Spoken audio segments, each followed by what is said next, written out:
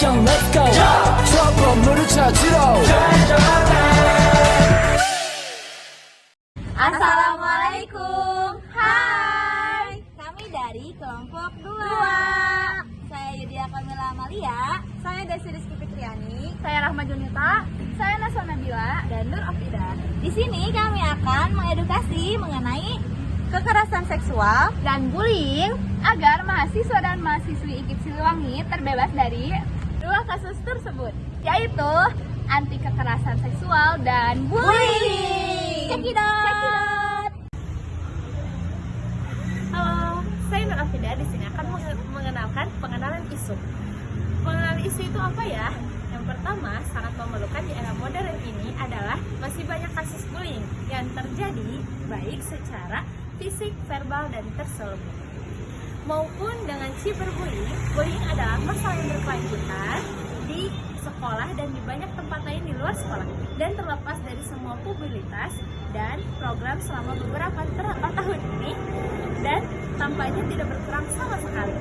Untuk di lingkungan sekolah harusnya diperlukan program anti-intimidasi di sekolah yang mempromosikan sistem dukungan sebaya atau melibatkan guru dan orang tua yang aktif dan terlatih untuk mendorong lingkungan dalam belajar yang aman dan tidak ada kekerasan, yaitu anti-bullying. Seseorang berhak merasa aman di rumah maupun di rumah, di sekolah, dan di masyarakat ataupun di rumah.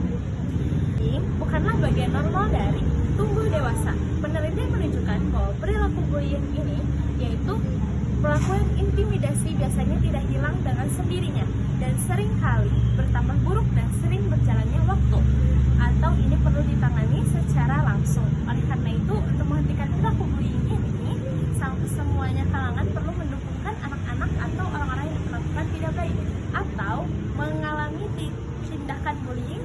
Semua orang perlu segera merespon serta mengambil langkah pencegahan untuk menghentikan anti-bullying ini. Dan ada beberapa jenis anti-bullying yang akan dilanjutkan oleh rekan saya. Terima kasih. Bullying terbagi empat, yaitu yang pertama ada bullying fisik. Bullying fisik cenderung mengarah kepada fisik seorang korban sampai menendang, memukul, bahkan melakukan kekerasan fisik lainnya. Yang kedua ada bullying verbal. Bullying verbal berujung pada penghinaan atau pengejekan terhadap korban. Yang ketiga ada cyberbullying. Cyberbullying merupakan pembulian yang dilakukan di sosial media, misalkan mengupload video atau foto yang buruk tentang korban, kemudian hinaan, bahkan gitu juga. Yang keempat, bullying tersebut mengacu kepada penindasan yang dilakukan oleh sekelompok orang kepada salah satu orang yang kemudian membuat korbannya merasakan intimidasi atau merasa bahwa korban itu sudah tidak memiliki kekuatan. Sedangkan yang kelima ada seksual bullying. Seksual bullying merupakan suatu bentuk bullying atau penindasan yang menargetkan korban secara seksual. Dalam upaya mencegah tindakan bullying, seberapa banyak dari kita yang pernah berpikir bagaimana cara mencegah tindakan bullying ini atau individu dapat mengatasi tindakan bullying ini? Jika kita hanya pernah berpikir atau kita bertindak ketika kejadian tindakan bullying itu terjadi, maka kita hanya akan fokus mengintervensi atau kita tidak akan mungkin pernah melihat akhir dari perilaku ini. Mempromosikan dan mencontohkan perilaku sosial yang positif dan sebelum negatif seperti bullying itu terjadi merupakan salah satu tindakan yang baik yang bagaimana kita dapat menciptakan kehidupan yang aman dan sehat bagi semua orang.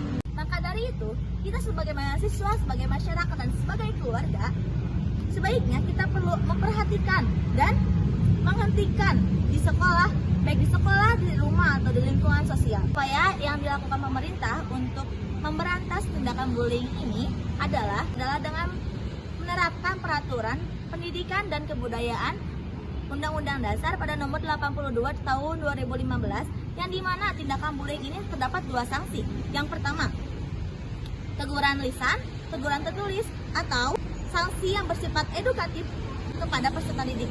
Yang kedua, teguran lisan, tertulis, pengurangan hak, pemberhentian dari jabatan, dan sebagai pemberhentian dari jabatan sebagai guru dan tenaga kependidikan.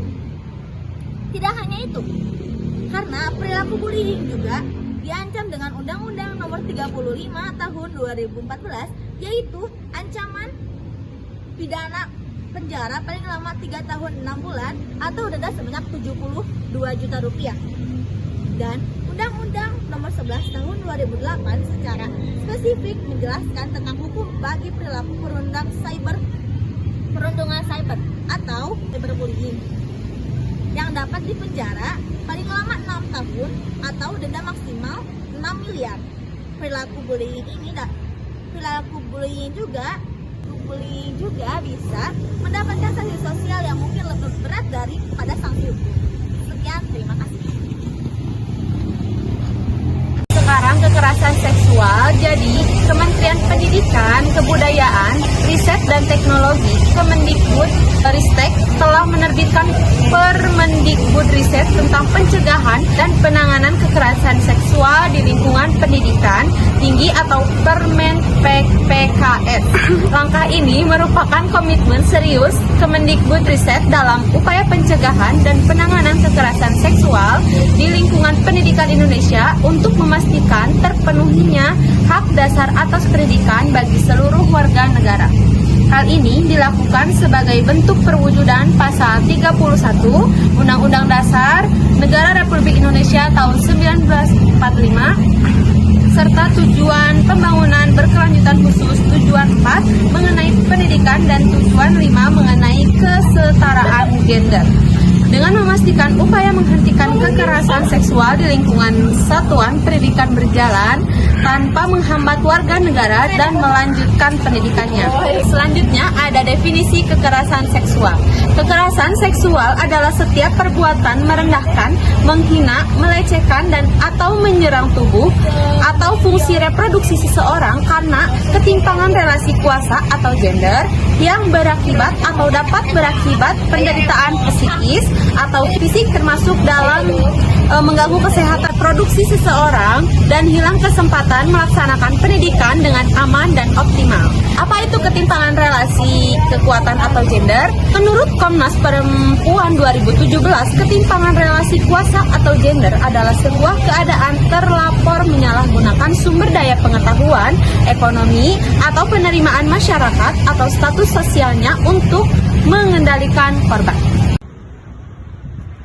Jenis kekerasan. Berdasarkan jenisnya, kekerasan seksual dapat dibagi menjadi 1. Verbal, non-verbal, fisik, daring, atau melalui teknologi informasi dan komunikasi. Beberapa bentuk kekerasan seksual selain pemerkosaan ada loh beberapa contoh lainnya. Salah satunya yang pertama misalnya lelucon seksual, siulan memandang bentuk tubuh seseorang. Yang kedua menyentuh, mengusap, meraba atau memegang atau menggosokkan bagian tubuh kepada area pribadi seseorang. 3. Mengintip orang yang sedang berpakaian. Keempat, membuka pakaian seseorang tanpa izin orang tersebut. Kelima, memaksa orang untuk melakukan aktivitas seksual dan melakukan percobaan pemerkosaan. Kata kunci yang menjadi indikator suatu kekerasan adalah paksaan. Kegiatan apapun yang mengundang paksaan adalah kekerasan. Jadi sekian dari saya. Dengan adanya video edukasi ini, kami berharap agar masyarakat maupun mahasiswa IKIP Siliwangi terbebas atau tidak terbebas dari tindakan kasus bullying dan kekerasan seksual. Terima kasih. Bye bye. Assalamualaikum.